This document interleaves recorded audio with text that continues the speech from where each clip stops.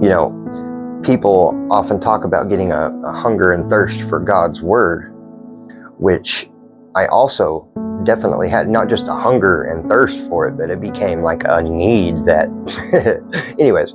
So I also had this hunger and thirst to learn, to deep dive about the enemy, past, what were their past attack methods and so on and so on. And this is not something that I had, just now looked into, but I had to refresh my memory on. So, and plus some new things, like I'd never really had no interest in neuroscience, but all of a sudden I'm gonna pick up a 650-page book on, neuroscience and behavior and the biology of all that and how it works, and I'd like dedicate my every day to it.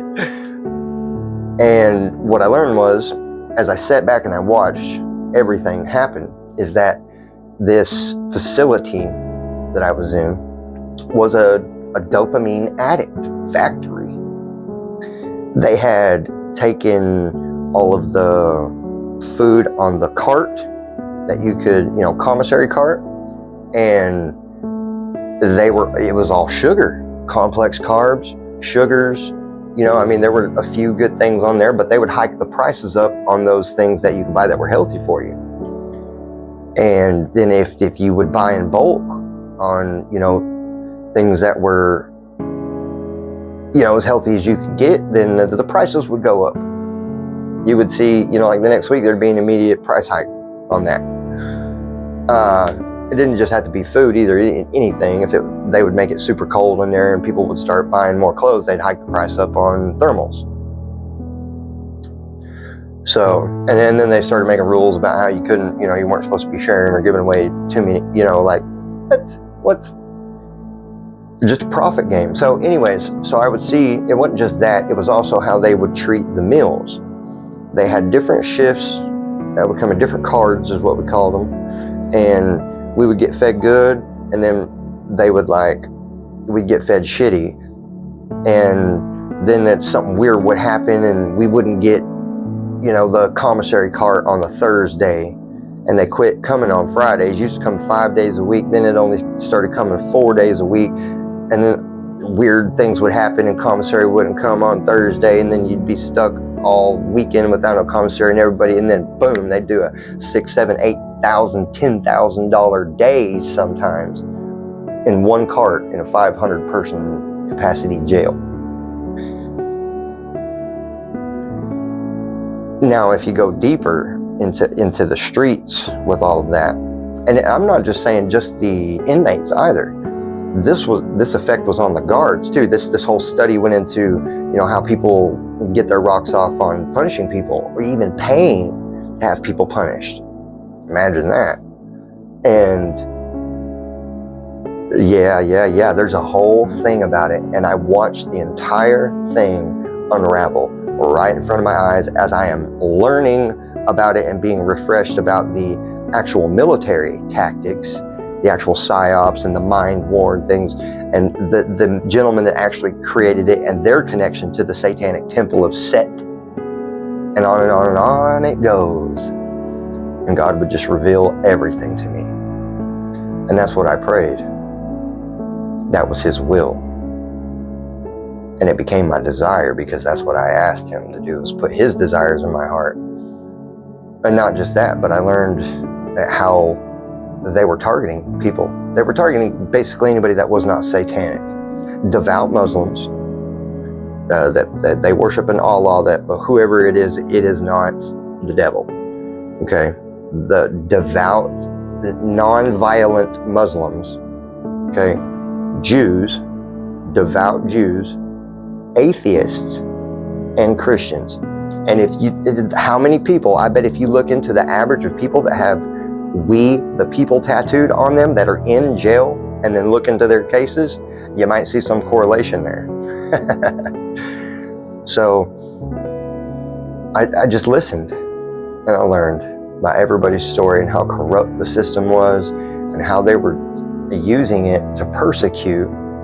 They were using the prosecution methods to persecute their political opponents. But it's actual spiritual. It was all, so it's my belief that they flipped the AI algorithm that was hunting down terrorists and used it to hunt down who would be their opposition. And who thought that would happen in a small town in Texas? You know, I guess it's better to come in through the back door instead of, you know, trying to bust in through the front. Anyways, that was so many things wrong. Anyways, but this kind of the feel that these people give you, they're just disgusting. And that, you know, it's like their whole idea of lawmaking is sitting around figuring out how they can steal more from us and make us more miserable. That's not a joke. That's not an overstatement. That's not overthinking it. That's literally what it is. And that's a difficult thing for a person to accept. And then be right in the middle of, and you know, you're like, well, thank God for his protection and his discipline, divine discipline. He gave, you know, for me to have discipline in my own life and in my own studies and exercising and everything, because the exercise was literally keeping my body built, because an infection was trying to eat away all my muscle. If I would have been in the condition I am now with all the exercise that I did, I would be ripped right now. I worked out 3 times a day. Like, I just had this divine determination. Every time I seen one of them evil ass guards, and I'm not saying they all were, but every time I seen one walking through, you know what I mean?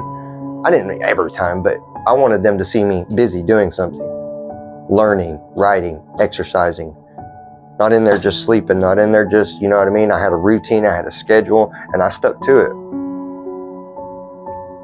And you had to do that to have any growth, because they kept you so restricted. I mean, we were supposed to get 12 hours outside that cell a day, but best days we got 10 and a half, maybe outside the cell. And that's probably, no, I think it's less than that.